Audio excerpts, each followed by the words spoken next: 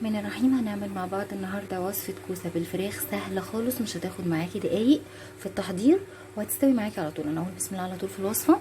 انا مجهزه طبعا هنا فراخ، دي عندي وراك، ممكن تعمليها باي جزء من الفراخ.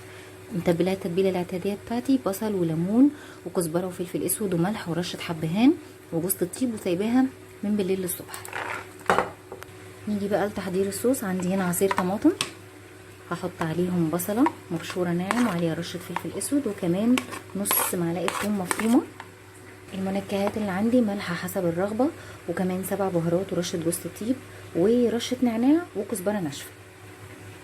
هحط كده معلقه زيت او زبده او سمنه، اي ماده دهنيه بالنسبه لك. هقلب كل دوت مع بعضه. هبتدي ارص الكوسه، انا كده مقطعه ترانشات في الصينيه اللي هتدخل الفرن. احط جزء من الصوص وبعد كده ابتدي ارص الفراخ عندي، وبعد كده احط اخر حاجه بقيه الصوص عندي برضو. ومشغله عندي الفرن مسبقا، هدخلها من تلت ساعه لنص ساعه واغطيها بورق فويل.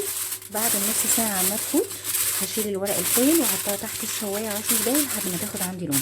طبعا انا بتكلم عن الفرن بتاعتي، كل واحده وحسب الفرن بتاعتها ومده التسويه بتاعتها. بقى اطلعها لكم بقى بشكلها النهائي. ده شكله بعد ما استوى. عايزه اقول لكم طعمها وريحتها قلبه بجد المكان.